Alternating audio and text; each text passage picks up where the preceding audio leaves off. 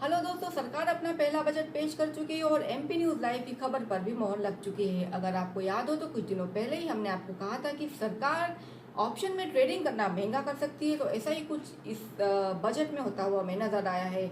हालांकि अगर बात करें ट्रेडर्स और इन्वेस्टर्स के पॉइंट ऑफ व्यू से तो ये बजट थोड़ा सा डिप्रेसिंग रहा है। इसके पीछे की बड़ी वजह है कि एफ&ओ के ऊपर यानी फ्यूचर एंड ऑप्शन की ट्रेडिंग के ऊपर सरकार ने एसटीटी बढ़ा दिया है। इसके अलावा शॉर्ट टर्म कैपिटल गेन जो कुछ कमोडिटीज़ के ऊपर 15% तक लगता था, वो अब से 20% तक लगेगा।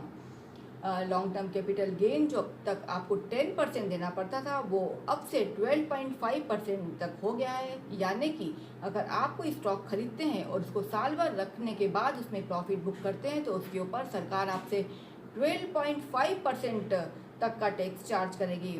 ये कुछ अनाउंसमेंट आने के बाद बाज़ारों को भी पसंद नहीं आए और सेंसेक्स एक समय करीब 1,500 से ज़्यादा अंक लुढ़कता हुआ नजर आया। हालांकि उसके बाद बाजार हमें समझते हुए नजर आए। अब जानते हैं ओवरऑल बजट के बारे में। ओवरऑल बजट में सरकार का फोकस मेनली 4 वर्गों के ऊपर रहा: गरीब, किसान, महिला और युवा।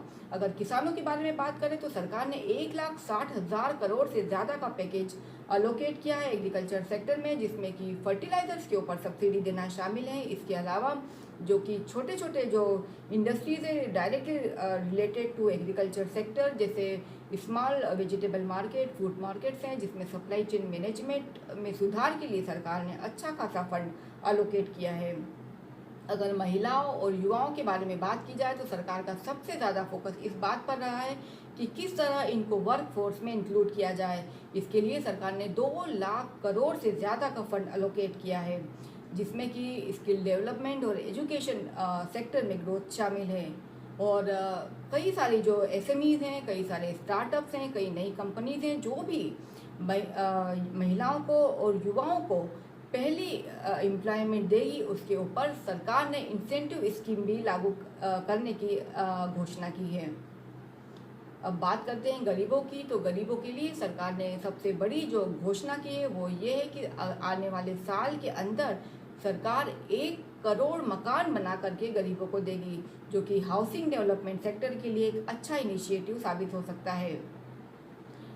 जाते जाते महिला वित्त मंत्री ने महिलाओं के लिए शानदार गिफ्ट का अनाउंसमेंट किया है, और वो गिफ्ट ये है कि सरकार ने जो सोने और चांदी के ऊपर कस्टम ड्यूटी जो 15% तक लगती थी, वो घटा करके 6% कर दी है। ये घोषणा होने के बाद से ही बाजारों में एमसीएक्स पर सोने और चांदी में भारी गिरावट दर्ज की गई। ये 4 से 4,500 रुपये तक सस्ते हो गए हैं। तो वो महिलाएं जो काफ़ी दिनों से इंतज़ार कर रही थी सोने और चांदी में इन्वेस्टमेंट के लिए, वो अब धीरे धीरे अपना इन्वेस्टमेंट स्टार्ट कर सकती है। बजट ओवरऑल देखने में तो काफ़ी अच्छा लगता है। अब देखने वाली बात यह है कि किस तरह से ये जो घोषणा है वो ग्राउंड पर रियलिटी बनती हुई साबित होती है। तो ये थे इस साल के बजट के हाल। बाकी खबरों के लिए देखते रहिए एमपी न्यूज़ लाइव। नमस्कार।